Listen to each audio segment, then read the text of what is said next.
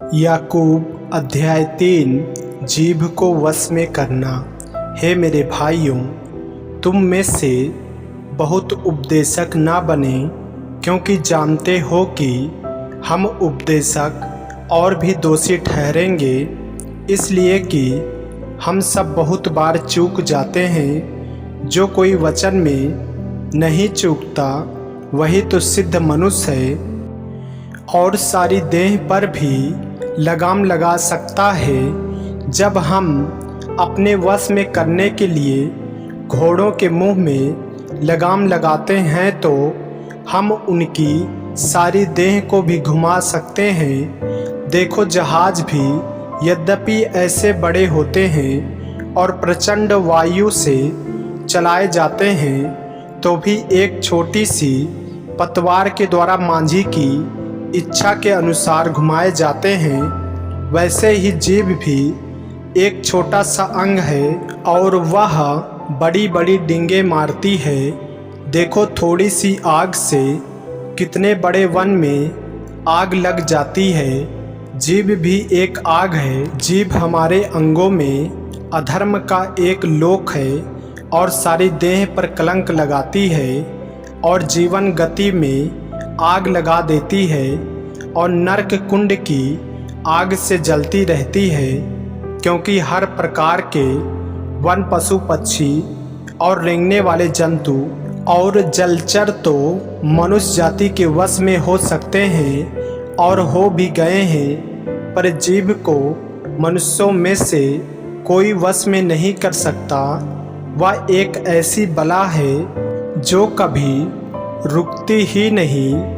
वह प्राणनाशक विष से भरी हुई है। इसी से हम प्रभु और पिता की स्तुति करते हैं और इसी से मनुष्यों को, जो परमेश्वर के स्वरूप में उत्पन्न हुए हैं, साप देते हैं। एक ही मुंह से धन्यवाद और साप दोनों निकलते हैं। हे मेरे भाइयों, ऐसा नहीं होना चाहिए। क्या सोते के एक ही मुंह से मीठा और खरा जल दोनों निकलता है?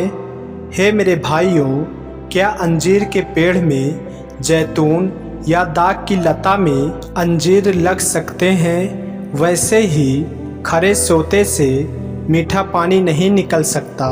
स्वर्गीय ज्ञान, तुम में ज्ञानवान और समझदार कौन है? जो ऐसा हो वह अपने कामों को अच्छे चाल चलन से उस नम्रता सहित प्रकट करे जो ज्ञान से उत्पन्न होती है। पर यदि तुम अपने अपने मन में कड़वी डाह और विरोध रखते हो, तो सत्य के विरोध में घमंड न करना और न तो झूठ बोलना।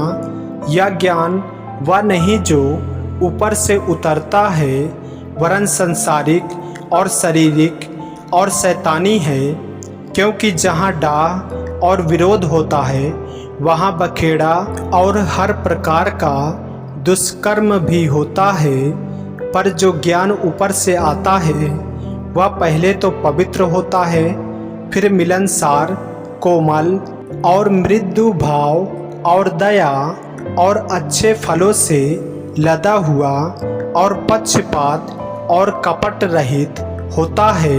मिलाप कराने वाले धार्मिकता का फल मेल मिलाप के साथ बोते हैं। आमीन।